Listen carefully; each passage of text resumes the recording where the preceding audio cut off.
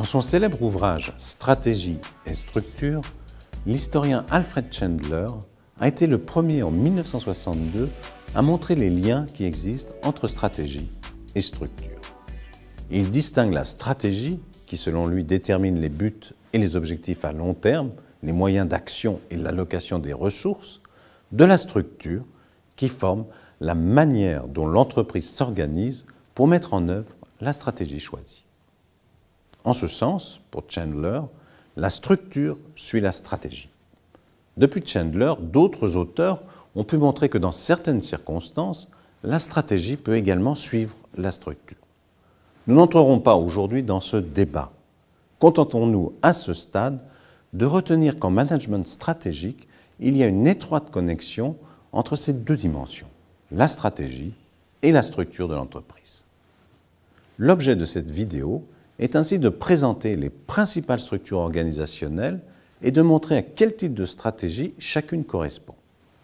Il s'agit des structures unitaires, fonctionnelles, multidivisionnelles, matricielles et enfin, un petit peu à part, la structure en holding.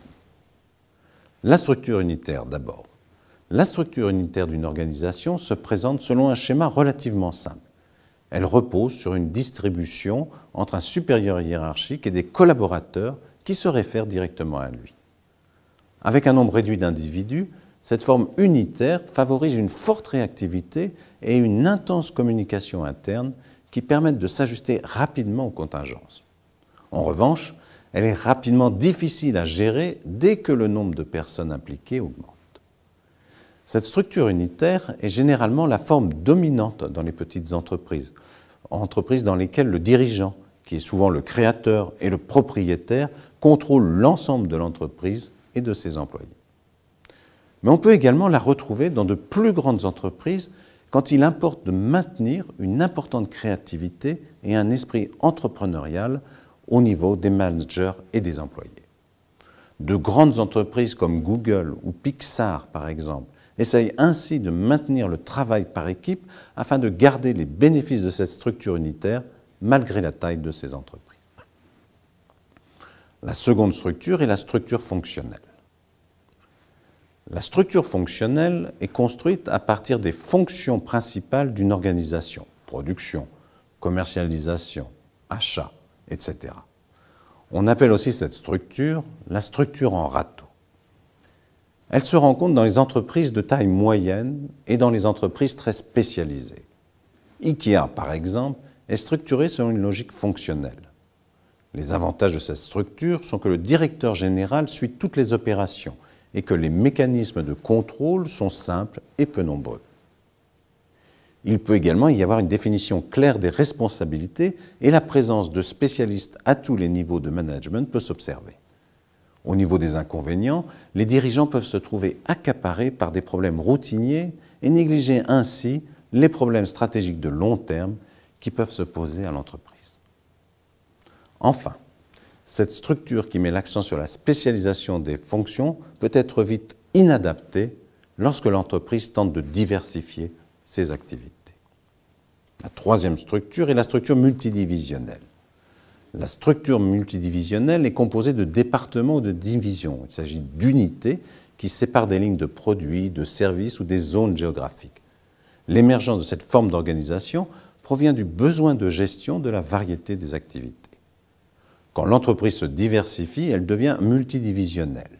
Chaque activité se base sur son métier, alors que la direction générale se focalise sur les objectifs généraux. Chaque division se construit généralement en interne sur une structure elle-même fonctionnelle. Cette structure multidivisionnelle présente de nombreux avantages lorsqu'il s'agit de gérer un ensemble complexe d'activités. En premier lieu, elle permet de segmenter clairement l'organisation en deux niveaux de responsabilité. Un niveau business qui gère l'ensemble des questions propres à chaque activité et un niveau corporate qui assure le suivi des performances de chaque activité et permet aux dirigeants de se concentrer sur les orientations stratégiques. Un autre avantage de cette structure est de permettre la mise en place de la gestion d'un portefeuille d'activités, comme nous avons pu le voir dans une vidéo précédente. L'exemple de la matrice BCG, présenté précédemment, est un cas typique d'arbitrage réalisable grâce à la structure multidivisionnelle.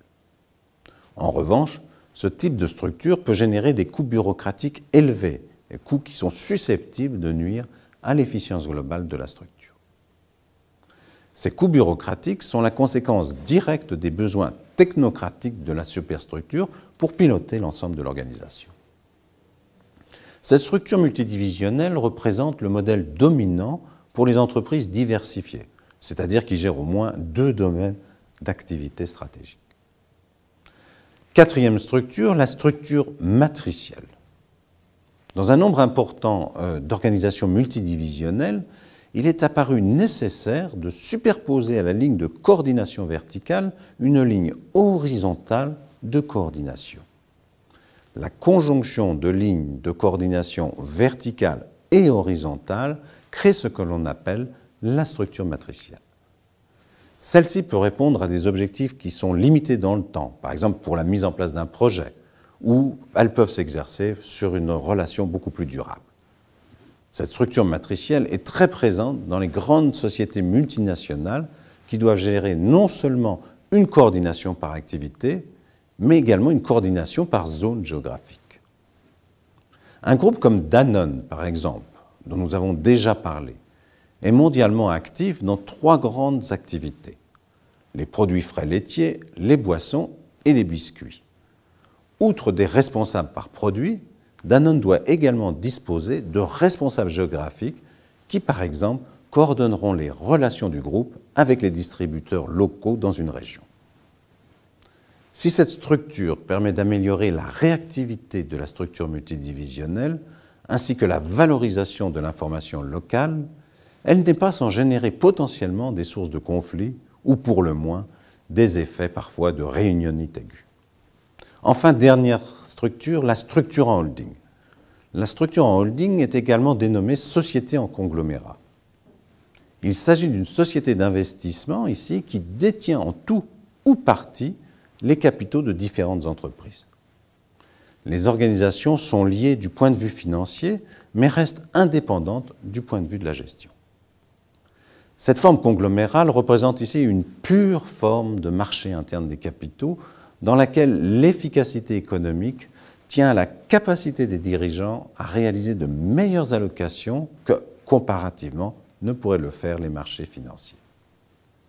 Du fait de ce mode de fonctionnement, ce type de structure évolue constamment en termes de périmètre. Les entrées et les sorties de sociétés sont fréquentes. Par ailleurs, l'existence des sociétés en holding tient souvent à la personnalité des dirigeants, alors que la cohérence d'ensemble ne repose pas toujours sur une rationalité économique. On peut trouver comme exemple le groupe Kering, le groupe dit Albert Frères, ou même pour certains, le groupe Virgin, autant de sociétés en holding. Au total donc, stratégie et structure sont 2 dimensions étroitement liées pour assurer la réussite de l'entreprise. Une fois encore, ce qui importe avant toute chose dans les choix qui sont effectués, c'est qu'ils soient réalisés en observant la plus grande cohérence possible.